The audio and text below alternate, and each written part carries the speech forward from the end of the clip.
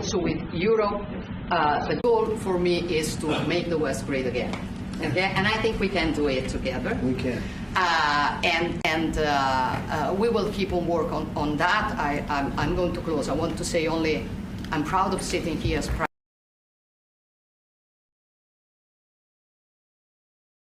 good, as a very good situation despite the difficulties, a stable country, reliable country, 1 million more jobs in the last 2 years and a half. Great. Inflation is going down, so you forgive me if I promote a bit my country, yeah, but you're a businessman and you understand me. So migration flows going down 60%.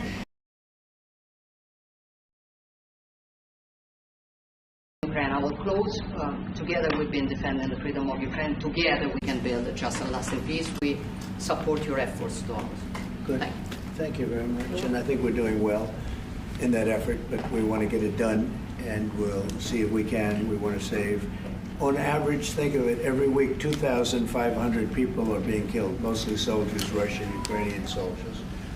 And if we can save those lives, that would be a very good thing. And so we'll see what we can do. And I think we're getting close, but we'll let you know very soon. And you've been very helpful. I appreciate it. Thank you. Any questions? Mr. President, on Jerome Powell. Mr. President, how much longer does Vladimir Putin have to respond to your ceasefire proposal before you put secondary tariffs or sanctions on Russia? We'll see what that will be. We're going to be hearing from them this week, very shortly, actually. And we'll see, but we want it to stop. We want the death and the killing to stop. Mr. President, on Jerome Powell, you said that the termination of Jerome Powell cannot come fast enough. He says he won't leave even if you ask him to. Do you believe you have? If I ask him to, he'll be out of there. But do you believe you have the power to remove him? And are you trying to do that? I don't think he's doing the job. He's too late, always too late, a little slow, and I'm not happy with him. I let him know it, and if I want him out, he'll be out of there real fast, believe me. Will you remove him? Are you trying to remove him? Go ahead, please. Question. Are you trying to remove him, Mr. President? Do you have a question? Mr. President, yesterday Judge Boasberg, in a case against your administration, said the Constitution does not tolerate willful disobedience of judicial orders. Do you agree with that statement? Well, you're going to have to speak to the lawyers. We have great lawyers. I'll tell you this, we're doing a fantastic job of getting criminals out of this country who Biden allowed into the country. Hundreds of thousands of criminals, murderers and drug dealers. And I was elected because of the fact, I would say maybe that was the number one fact for a lot of reasons, the economy, a lot of things. But one of the primary reasons I was elected is because I said, I'm going to get the criminals that he allowed to come into our country so stupidly through open borders. I'm going to get them out. And I got a lot of votes, record-setting numbers of votes, as you know. We won everything. The popular vote, all 7 swing states, we won everything. And that's what the public wanted, and that's what I'm doing. But you have to speak to the lawyers because it's up to them. Mr. President, Say it. What do you think of the proposal from France and UK of a peace mission in Ukraine with soldiers? And do you think that Italy should take part into it? Well, I think Italy will have to make that determination, but peace missions are always good with me. I'm okay with peace missions. Yeah, please. Mr. President, have you discussed what areas of cooperation have you discussed with the Prime Minister vis-a-vis Italy and the United States and Europe and the United States? And on China? We discussed it very briefly. No, we're doing very well with negotiations, I think, with all countries. Do you have a And Scott could tell you a little bit, but we are doing very well. We have a lot of countries that want to make a deal. Frankly, they want to make deals more than I do. Go ahead, Scott. Would you say something, please? Yeah, we've got a process in place. We're working on the big 15 economies first. We had a fantastic meeting with Japan yesterday. I believe there's been calls with the EU already. And then we have South Korea coming in next week. And I believe India is also talking, that's moving very quickly. Go ahead. Ukraine's President Zelensky has said he has evidence that China is supplying weaponry or ammunition to Russia. Do you have any evidence along those lines? And also, he said we could see a minerals deal signed this week. Is that? Well, we have a minerals deal, which I guess is going to be signed on Thursday, Scott, next Thursday. soon. And I assume they're going to live up to the deal, so we'll see. But we have a deal on that. No, I have no comment on that. I have no idea. That's his statement, not mine. Mr. President, there were reports that you waved off an Israeli attack on Iranian nuclear facilities. Can you comment on that? Is that accurate? And they say the attack is what? That you waved off an Israeli plan to attack Iranian nuclear facilities. I wouldn't say waved off. I'm not in a rush to do it because I think that Iran has a chance to have a great country and to live happily without death. And I'd like to see that. That's my first option. If there's a second option, I think it would be very bad for Iran. And I think Iran is wanting to talk. I hope they're wanting to talk. It's going to be very good for them if they do. And I'd like to see Iran thrive in the future, do fantastically well. I know the Iranian people, they're incredible people. Always have been very smart, very energetic, very successful people. And I don't want to do anything that's going to hurt anybody. I really don't. But Iran can't have a nuclear weapon. It's, pretty simple. It's really simple. We're not looking to take their industry. We're not looking to take their land. All we're saying is you can't have a nuclear weapon. The deal that was made with Obama, that deal would have expired already. It was a terrible deal. It would have expired. And that gave them a clear path to a nuclear weapon. I wouldn't have accepted. That's why I terminated the deal. Number one, it was way too short.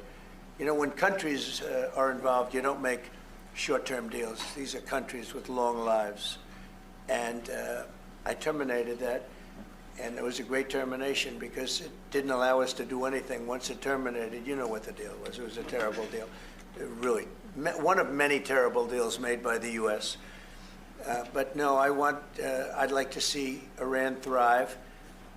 And they can do that, I think, very easily, or they can do it the other way, and the other way is not going to be good for them. It's going to be really bad for them.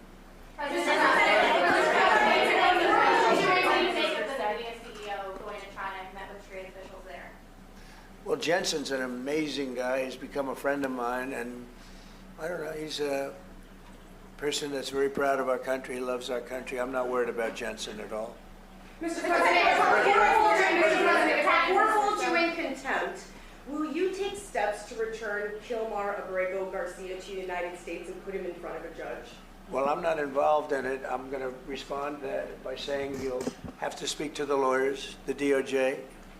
I've heard many things about him, and we'll have to find out what the truth is.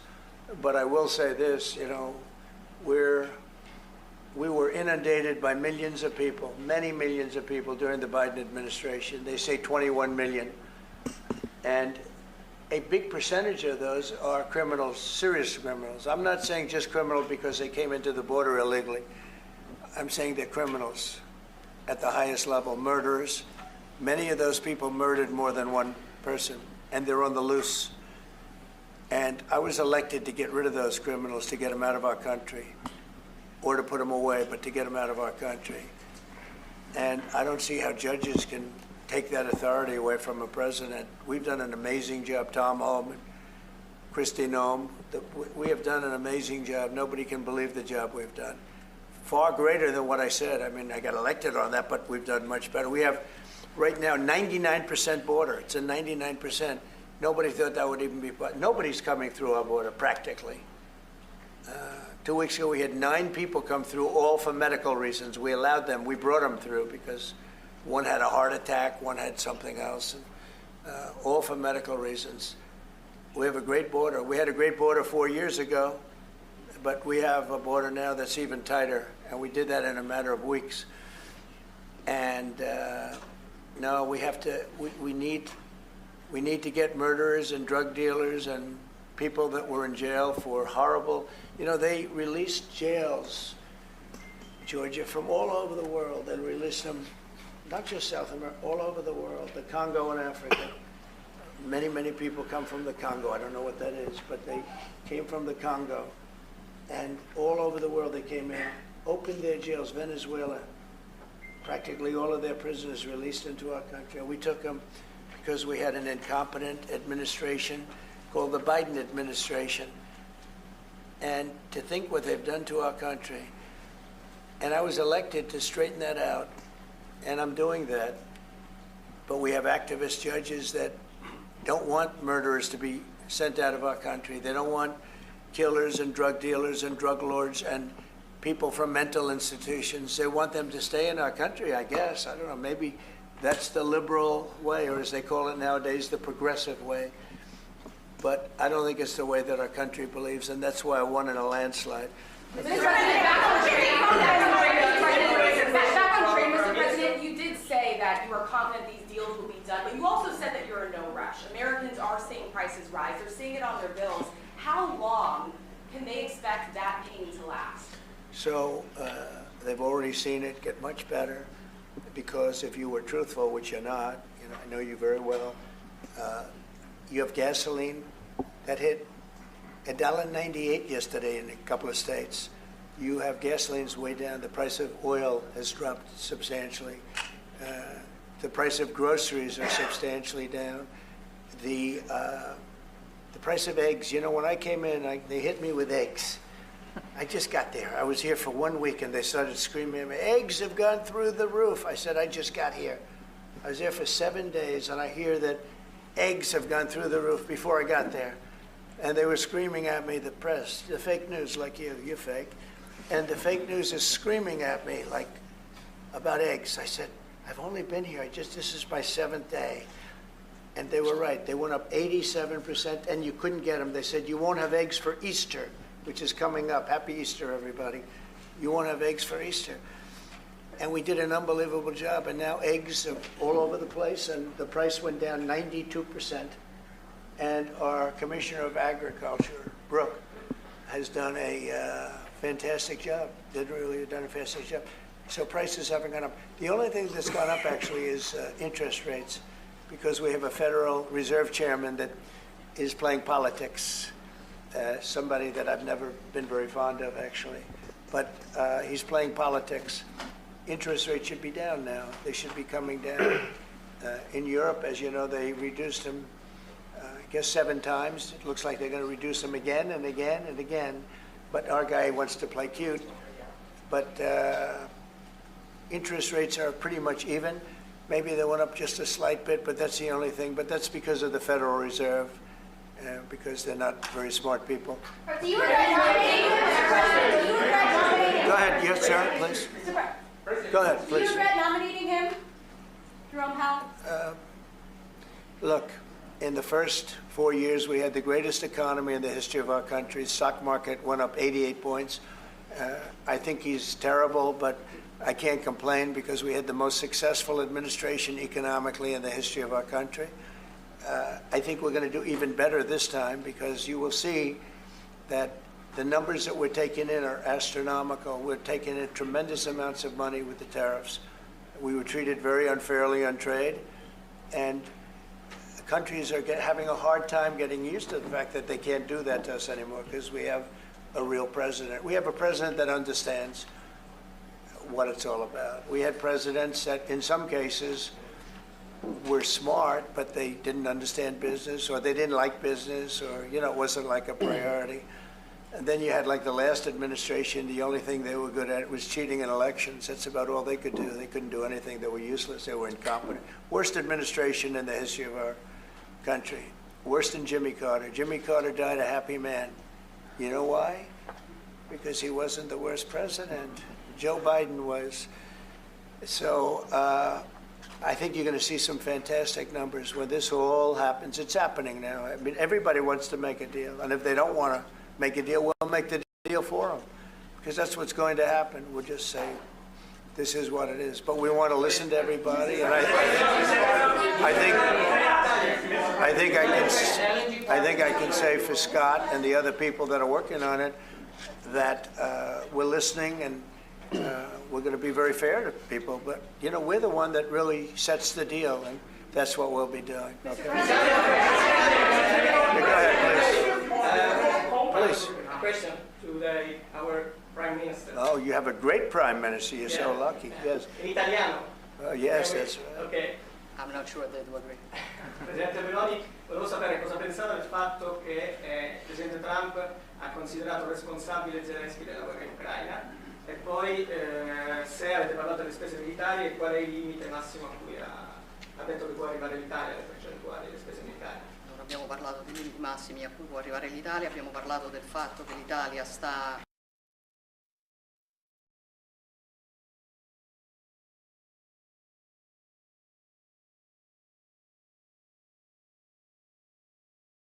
ma non abbiamo parlato poi di quanto va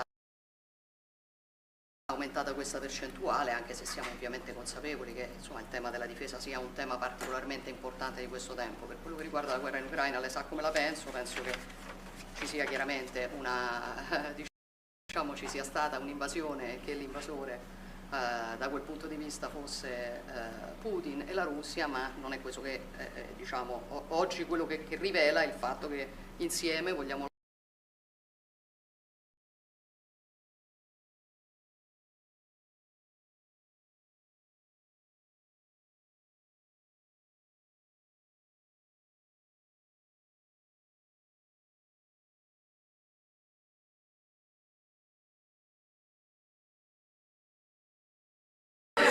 No, I mean, it sounded great. It was beautifully presented. But maybe I could hear what you said. Go ahead. It was about asking. Guys, Hold it, hold it. have some respect, please. Thank you. No, wait. I want to hear what you said. Go ahead. Prime Minister Meloni was asked what she thinks about the fact that President Trump holds Zelensky responsible for the war in Ukraine. And Prime Minister Meloni answered, well,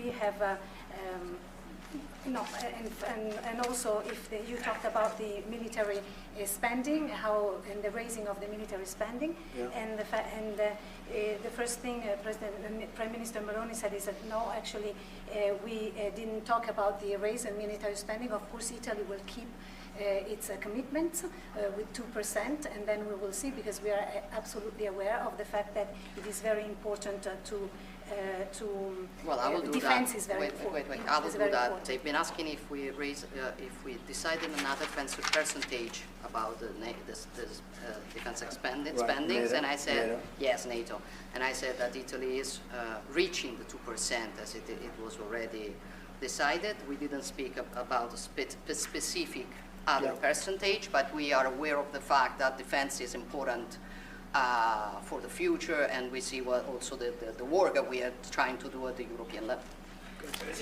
And I don't hold Zelensky responsible, No. but I'm not exactly thrilled with the fact that that war started. That was a war that would have never started if I were president. You'd have millions of people living right now that are dead. You'd have cities that would be open and thriving, and they'd have their beautiful turrets. Those turrets are the most beautiful in the world, but they're not with us any longer. They're smashed to smithereens, laying on the ground in a million pieces, getting hit by rockets, bombs, and bullets. And so I'm not happy with him, and I'm not happy with anybody involved. I think it's a war. I know it's a war. It didn't happen for 4 years. It was never close to happening. It was never even a thought. And I spoke to President Putin about it a lot. It was the apple of his eye, but there's no way he would have ever gone in if I were president. Now I'm trying to get him to stop because, as you know, Russia's a lot bigger. It's a bigger military force. And if you're smart, you don't go involved and get involved in wars that you can blame the man that was sitting in this seat, Biden. He didn't know what the hell was going on. But I can guarantee you that, and everybody agrees to it, if I were president, that war would have never taken place. I'm not blaming him. But what I am saying is that I wouldn't say he's done the greatest job, okay? I'm not a big fan. I really am. I'm not a big fan. Go ahead.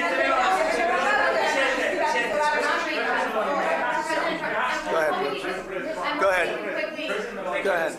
Presidente Meloni, avete discusso di Cina, della possibilità che l'Europa ponga dei dazi, diciamo, sulla Cina? Mr. President, are you sure about the definition of parasite of European?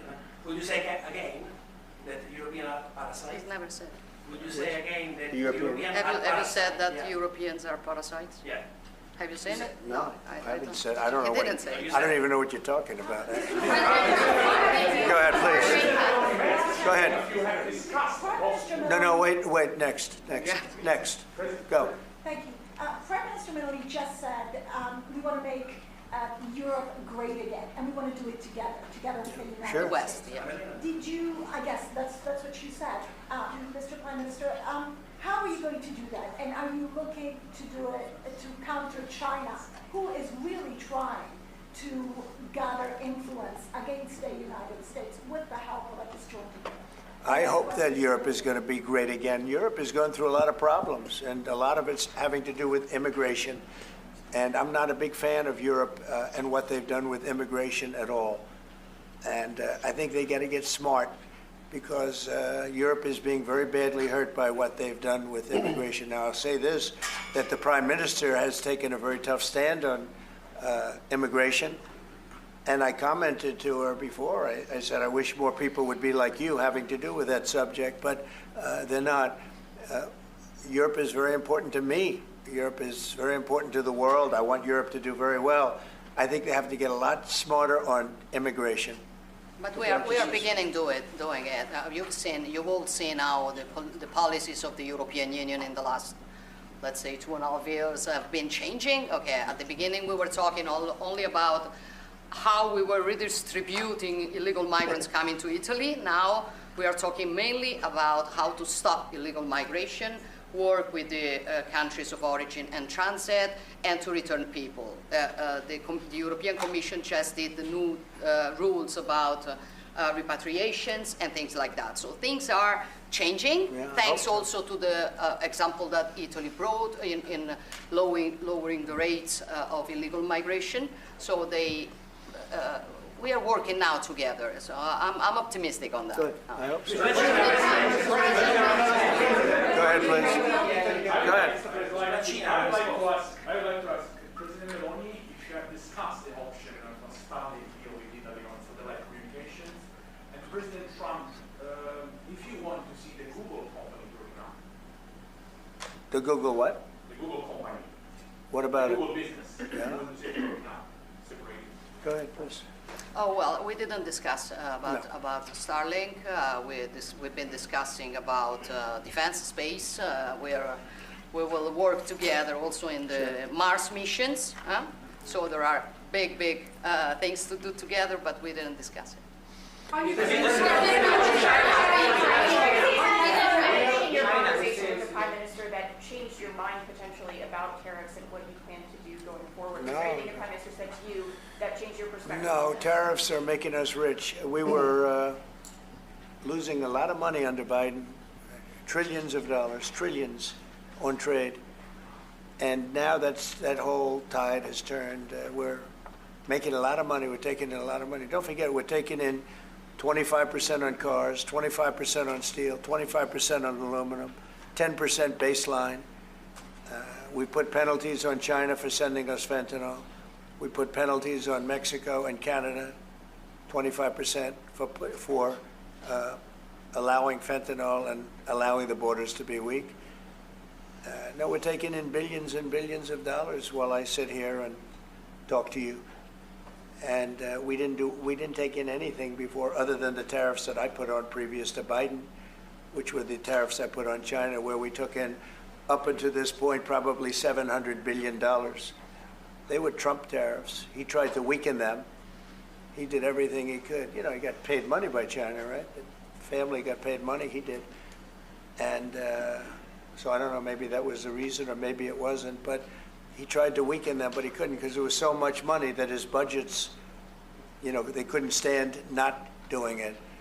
But I took in up till this point, my tariffs on China. Nobody ever took in 10 cents from China. No other president took in 10 cents. I took in more than $700 billion from China. So we're doing very well. I mean, our country's doing very well. They had a bad report today from one of the healthcare companies that had an impact on the stock market. But this isn't about that. This is really, we're building a base. We're building a country like no other. And again, I had the strongest economy in the history of our country by far, history of any country probably, but the history of our country in 4 years. And I think this has a chance to be much better. Can you just clarify on the mineral field? Will that be signed here at the White House with Ukraine on Thursday? Will President Zelensky be coming here for that? I don't know exactly. I'm going to leave that to Scott. What do you think? Where would it be signed and when? Yeah, we're still working on the details. We're shooting for around April 26th. Is there any more details that you could tell us about what's in that deal and how it came together? It's substantially what we agreed on previously, but the president was here. We had a memorandum of understanding. We went straight to the big deal, and I think it's an 80-page agreement, and that's what will be signed. President Trump, on rate cuts, can you clarify on rate cuts, do you intend to seek Powell's firing if he doesn't change his stance on rate cuts? Or is that on the table, or is that on the Well, I think he should do the rate cuts because I think if Europe has done it, it puts us at a disadvantage to Europe. I mean, he plays right into their hands. So I think he should do the rate cuts. We don't have really inflation now. I just said the major things are going down. Oil is great. Oil is way ahead of schedule. And that's because of our policies. But oil is down into the $60, $65 range now per barrel. And I told you, in certain states we have less than $2 for gasoline. And food is down, groceries, as we call it, are down. Other than interest rates, everything's down. Interest rates are pretty flat. They're not, it's not that they're up, but we should be better than flat. We should, if he would lower the interest rate, I think it would have a good impact on that too. But the costs are down. We have very little inflation. I would say we have essentially no inflation. Hard to have inflation when oil goes down, and oil goes down. When Biden came in, oil went through the roof. That's what caused our problem. That and his very dumb spending. But when the oil prices go down, and they have gone down a lot, we've gotten it down really good. We've opened it up and we've gotten them down. And that means that people driving cars are going to be paying $2 and $2.50 instead of $4.50. And, you know, even at the end, they tried just for the purpose of the election to get it down. But they had really lost that sucker. That was really, it was not good. But if they had won, oil right now would be at $7 or $8 because of their policy. And we're going to be at about $2. Could be even a little bit less than that. And you're starting to see it. So I don't know how you can have inflation when oil has come down quite a bit. And I would say the Fed really owes it to the American people to get interest rates down. That's the only thing he's good for. And he would have an effect on that if he lowered them. And I think at some point he will. He's going to have a lot of political pressure. You know, they are political also. And I think there's a lot of political pressure for him to lower interest rates. Yeah? Yeah, go ahead. Sorry. Please. Do you think that Italy can be your best ally in Europe? And also, do you ever notice when you walk if you step on ants? Only if the Prime Minister remains the Prime Minister can it be our best. She's doing a great job. And yeah, certainly one of our great allies, not just in Europe, anywhere. She's a fantastic person and doing a great job. And our relationship is great. And we have a lot of Italians in this country, I tell you, and they like Trump, and they voted for Trump. Anyway, thank you very much, everybody. Thank you.